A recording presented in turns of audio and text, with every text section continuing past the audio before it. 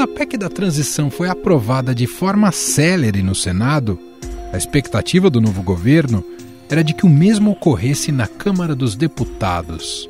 Governistas chegaram a dizer que havia votos para aprovar o texto de forma tranquila na casa. Nós esperamos que esse sentimento que tomou de conta do Senado, esse sentimento de responsabilidade, de compromisso com os mais carentes, os mais vulneráveis, os mais pobres do Brasil, deverá ser o mesmo sentimento da Câmara dos Deputados. Não vejo por que venha a ser diferente. Mas a realidade não é bem essa. Na semana passada, o presidente da Câmara, Arthur Lira, avisou o presidente eleito Lula de que não havia votos suficientes para aprovar a PEC. As negociações estão intensas, mas elas não avançam. Isso porque no final da tarde de hoje já tinha assim, um grupo de pelo menos 75 parlamentares, deputados federais, se manifestando já contra a PEC fura-teto. A maioria deles da parte aliada de Jair Bolsonaro. A apuração, inclusive do Estadão, é de que Lira disse ao petista que poderia conseguir 150 votos, caso o Centrão pudesse indicar alguém para um ministério importante como o da Saúde. Lula tem sido pressionado pelos 3 maiores partidos do Congresso, PSD, MDB e União Brasil, que querem indicar cada um 2 nomes para compor o primeiro escalão do novo governo. Durante a sessão plenária da Casa, Arthur Lira negou essa conversa e disse que não faz nenhuma barganha. Nós estamos terminando e ultimando as conversações, diferentes do que tem sido noticiado, sem nenhum tipo de barganha, porque essa presidência nunca fez, mas acomodando votos para que se tenha o quórum necessário para enfrentar as votações principais e os destaques que possam vir do plenário desta Casa. Inclusive, o presidente da Câmara já confirmou que a PEC entrará na pauta de votação na terça-feira e que a discussão vai se estender por todo o dia. Aliados de Lula estão tentando destravar a PEC da transição na Câmara. E agora há pouco, Arthur Lira, o presidente da Casa, marcou a sessão para terça-feira de manhã. Mas o pessimismo já toma conta dos governistas. O futuro líder do PT na Câmara, José Guimarães, afirmou que se a PEC não fosse votada até quinta-feira passada, não haveria mais proposta. O relator da PEC na Câmara, Elmar Nascimento, do União Brasil da Bahia, afirmou que o texto tem sofrido intensa resistência dos deputados e conta apenas com 200 votos de aliados até o momento. O número mais otimista no momento entre os líderes do Centrão é de 240 votos favoráveis. Ainda há divergências sobre o texto. Há parlamentares da base do governo Jair Bolsonaro ainda muito insatisfeitos, tanto com o valor quanto com esse prazo que foi definido para o novo Bolsa Família. O relator geral do orçamento de 2023, o senador Marcelo Castro, do MDB de Piauí, disse que se a Câmara não aprovar a PEC, o país vai parar já no primeiro mês de governo do presidente eleito Lula. Se ela não for, que Ave Maria de uma coisa dessa acontecer no Brasil, seria o caos do ponto de vista orçamentário, o país pararia já. Acredito que no primeiro mês de governo do Lula, nós já estaríamos com dificuldade do país continuar rodando.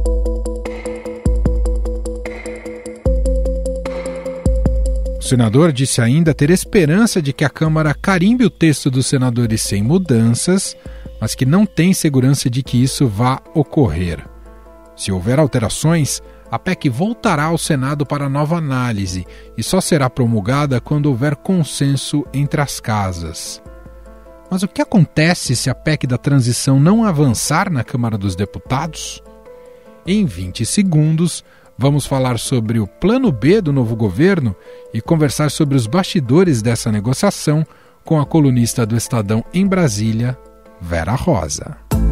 Além de todo o seu turismo, história e gastronomia incomparáveis, o estado de Minas Gerais tem o queijo artesanal que em breve pode entrar para o hall de alimentos que são patrimônio cultural e material da humanidade, reconhecido pela Unesco. Quer saber como é a produção desse alimento e seus diferenciais? Ouça o podcast aqui no canal do Estadão Notícias. Estadão Notícias.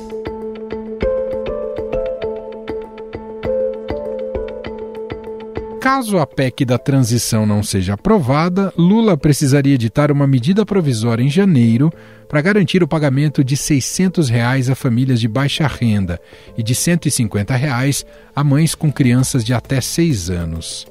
Mais do que isso, não aprovar a PEC representaria uma derrota para Lula, que vê na proposta não apenas uma forma de cumprir compromissos de campanha, mas de demonstrar capacidade de negociação e força política. Bom, para nos contar um pouco mais sobre os bastidores dessas intensas articulações, vamos conversar agora com a repórter e colunista do Estadão em Brasília, Vera Rosa. Tudo bem, Vera? Seja muito bem-vinda. Oi, Emanuel, tudo bem? Muito obrigada pelo convite e um bom dia aos nossos ouvintes. Estamos chegando aí aos estertores do governo do presidente Jair Bolsonaro e nesses estertores também tem missões, tem objetivos fundamentais para o próximo governo que toma posse a partir do dia 1º de janeiro. E me refiro à PEC da transição que deve ser votada nessa terça-feira. Mas antes, Vera, vou dar um passo atrás e te ouvir sobre o que foi aprovado na sexta-feira, né? As mudanças no orçamento secreto ali na Câmara dos Deputados, né? Se colocou alguns critérios ali para o orçamento secreto. Queria entender contigo um pouco desse movimento da Câmara, do Congresso, né? Porque foi uma sessão conjunta. Esse movimento do Congresso é um recado para o julgamento do Supremo nesta segunda-feira? Sim, na verdade foi uma sessão conjunta, Câmara e Senado, sessão do Congresso que ocorreu em Brasília nessa sexta-feira, e na qual foi aprovado um projeto de resolução sobre o orçamento secreto. Na tentativa, Emanuel, de facilitar, de convencer os ministros do Supremo de que o Congresso está disciplinando, está fazendo algumas regras para tornar a distribuição dessas emendas parlamentares mais transparentes. Então, eles aprovaram um projeto de resolução que propõe esses critérios para a distribuição das emendas, que vão ser agora de acordo com o tamanho das bancadas, essa destinação das emendas, e é uma reação mesmo do Congresso, né, da cúpula do Congresso ao Supremo, na tentativa, como eu disse, de interferir no resultado desse julgamento. Porque o julgamento terminou no Supremo na quinta-feira com 5 votos, julgamento do Supremo sobre o orçamento secreto, com 5 votos pela inconstitucionalidade desse orçamento secreto e 4 votos pela manutenção, mas alguns já dizendo que tem que ter algumas condicionantes, né? Então a gente está avaliando que com a aprovação nessa sexta desse projeto de resolução pelo Congresso, pode ter algum impacto realmente sobre o julgamento do Supremo. O julgamento do Supremo, que é retomado nessa segunda-feira, ainda restam os votos do ministro Gilmar Mendes e do ministro Ricardo Lewandowski, né? Acho que são só os dois que faltam e que aí podem virar um pouco o placar, né? Um pouco essa é a conta, né, Vera? Sim, e inclusive o ministro Ricardo Lewandowski, que foi na quinta-feira quem pediu para suspender o julgamento, né, diante da complexidade da matéria, assim como ele se referiu a essa questão do orçamento secreto, o ministro Lewandowski esteve nessa sexta-feira, depois do que o Congresso aprovou esse projeto de resolução que disciplina as emendas, esteve com o presidente do Senado, Rodrigo Pacheco, e após o encontro, ele disse que o Supremo vai levar em consideração o projeto aprovado. Então, no que a gente está analisando é que pode ser que esse orçamento secreto não seja declarado inconstitucional. Assim, ninguém pode cravar nada, mas é uma tendência. Ele pode deixar o assunto para que o Congresso estabeleça, dizer, olha, já foi aprovado um projeto de resolução, mudou aqui o que a gente estava julgando, nesse projeto de resolução já tem uma distribuição das chamadas emendas de relator de acordo com as bancadas, então pode ter um desfecho que não seja o que estava se prevendo. E as coisas estão todas muito emboladas, interligadas e ocorrendo todas ao mesmo tempo, porque isso também interfere sobre o processo de votação ou não da PEC da transição. E aí queria te perguntar, Vera, caso o Supremo Tribunal Federal, imaginando um dos placares, que o Supremo julgue inconstitucional o orçamento secreto, esse seja o resultado final, a PEC da transição será barrada? O Arthur Lira não vai deixar que essa PEC transcorra? Caso o Supremo julgue inconstitucional o orçamento secreto, pode sim haver uma reação da Câmara dos Deputados, que é presidida por Arthur Lira, porque o Centrão, principalmente, conta com a manutenção desse orçamento secreto. Por isso, fez esse projeto de resolução para tentar arrumar ali essa questão das emendas, identificar os autores das emendas. Então, está contando que o Supremo mantenha esse orçamento. Nessa sexta-feira, o Lira ainda estava contando os votos, dizendo para o novo governo que ainda não tinha todos os votos necessários, que estão trabalhando. E, na verdade, a gente sabe que é isso, que eles estão esperando para ver o que o Supremo vai decidir. E também entram nessa conta os cargos, né? Porque o que acontece? O Centrão está querendo vários ministérios ali, né? E aí criou algumas dificuldades, né, para o governo. Só que do lado do governo, eles sabem também que para o presidente da Câmara é importante que se aprove essa PEC, porque atualmente há 7,8 bilhões bloqueados de emendas, dessas emendas do orçamento secreto. E só quem pode liberar isso é essa proposta de emenda constitucional, porque essa proposta aumenta as despesas, libera, né? Aumenta o atual teto de gastos em 145 bilhões e deixa tira 23 bilhões desse teto. Então, com esse número, no total 168 bi, pode-se desbloquear ainda este ano as emendas que estão bloqueadas. E o Arthur Lira precisa disso, porque já afirmou vários compromissos ali de distribuição dessas emendas com os parlamentares para ele ser reeleito presidente da Câmara, que a eleição corre dia 1º de fevereiro de 2023. Então ele precisa disso. Então ele também tem interesse que seja aprovada essa PEC, mas, mesmo assim, a gente vê que é uma queda de braço ali, sabe? Tem os partidos do Centrão, não só o PP de Arthur Lira, que eu digo, não só o PP, mas como outros partidos que estão insistindo muito em saber para que ministérios eles vão, né? Então, assim, tudo depende muito disso. Aqui é uma moeda de troca, é uma coisa impressionante aqui em Brasília, assim. Interessante você colocar esse cenário, Vera, porque do lado do governo eleito, do Lula, ele espera para ver se de fato, quer dizer, tem um acordo para ver se a PEC da transição será aprovada ou não, para depois conseguir anunciar esses ministérios, esses ministros e ministérios que ele fechar nessa negociação com o Centrão. Um pouco a lógica também está por aí? Sim, do lado do governo é isso, do novo governo. O novo governo quer esperar ver como vão votar os parlamentares para decidir para quais ministérios eles vão. E eles, por sua vez, os partidos querem saber, eles falam assim, mas qual é o endereço dos ministérios que eu vou? Qual é o endereço? Qual é o endereço do ministério? Não sabem, entendeu? Então, assim, por exemplo, a bancada do MDB no Senado está querendo indicar o senador eleito Renan Filho, ex-governador de Alagoas, ou para cidades, ou para a integração nacional, e já se falou até em Minas e Energia. Mas o que a gente sabe é que o presidente eleito Lula andou sondando, não ele exatamente, mas interlocutores dele sondaram o Renan Filho para planejamento. Nossa! Para planejamento, para fazer uma dobradinha com o Fernando Haddad na Fazenda. E o que a gente apurou é que o Renan Filho respondeu que ele não pode aceitar assim, porque a indicação dele é uma indicação da bancada do MDB, e a bancada, pelo que consta, prefere um ministério que entregue obras. E aí fica esse toma lá da cá, uma coisa triste aqui em Brasília, viu, Manuel?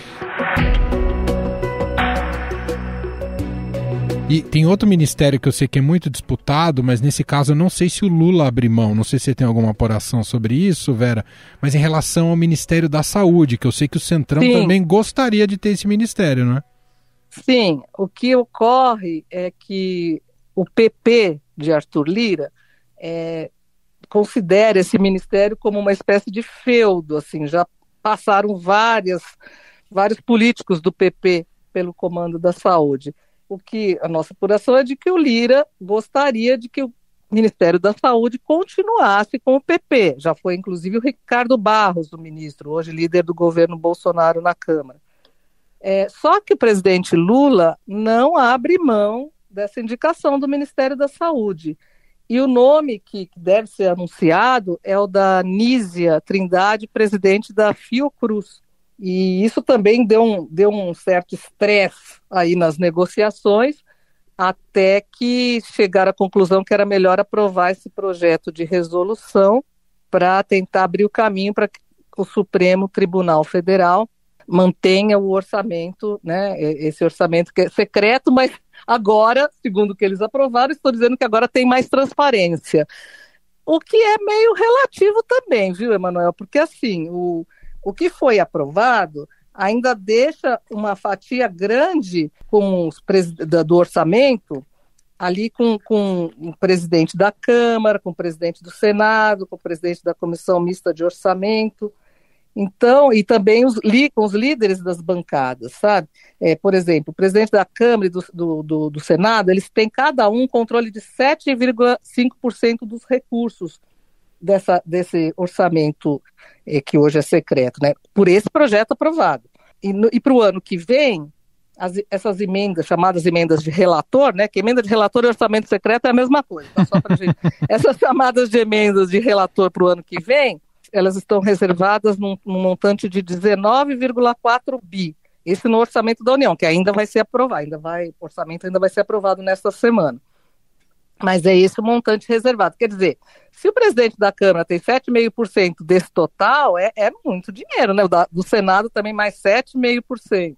Para fechar, Vera, preciso te ouvir o pior dos cenários. Digo o pior dos cenários para as ambições do governo eleito Lula, mas imaginando que essa PEC do transição dê tudo errado e ela não seja votada e não passe nessa semana. Quais são as alternativas que tem para o PT se essa PEC cair?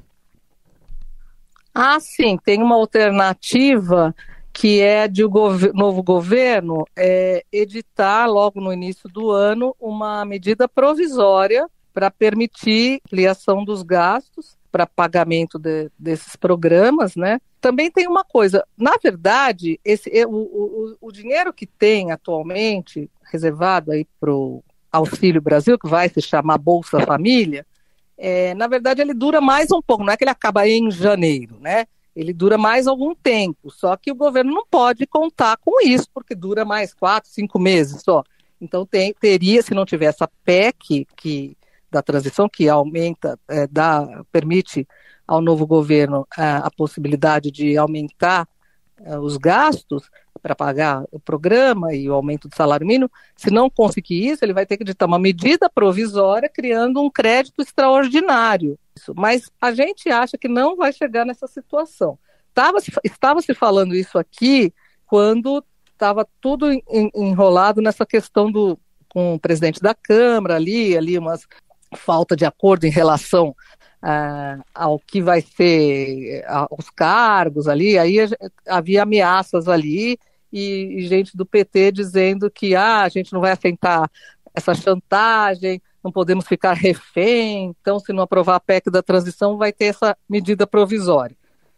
Só que assim, não é interesse nem do presidente da Câmara que não passe pelo que eu disse, porque ele precisa do dinheiro, ele precisa dos recursos das emendas este ano, porque ele assumiu alguns compromissos com deputados de distribuição de emendas, né? As emendas são os recursos para obras, tal. Ele assumiu esse compromisso.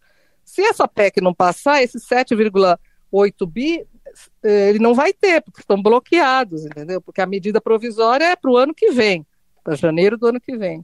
Então, ele também tem interesse em que passe. Muito bem, semana que começa ainda muito agitada, apesar do Natal já estar batendo as portas. Bastante. Mas é uma semana definitiva, definidora aí até para os rumos. Porque devem ser anunciados os ministros. Sim, também. Exatamente. Temos poucos ministros e eu sei que tem bastante ministério previsto. E até 1º de janeiro precisa ter tudo resolvido. A gente vai ficar mais atento. De 30 ministérios, mais de 30 é a estimativa. Exato, vamos ficar atento a essas nomeações e as negociações envolvidas e a construção dessa base parlamentar para o governo. Vera Rosa está em Brasília para nos ajudar a entender tudo isso. Obrigado, viu, Vera? Obrigada a você, Manuel. Agradeço demais o convite. Um abraço, bom dia a todos. Estadão Notícias. E este foi o Estadão Notícias de hoje, segunda-feira, 19 de dezembro de 2022. A apresentação foi minha, Emanuel Bonfim. Na produção, edição e roteiro, Gustavo Lopes, Jefferson Perleberg e Gabriela Forte. A montagem é de Moacir Biasi. Escreva pra gente no e-mail podcast@estadão.com. Um abraço para você, uma excelente semana e até mais.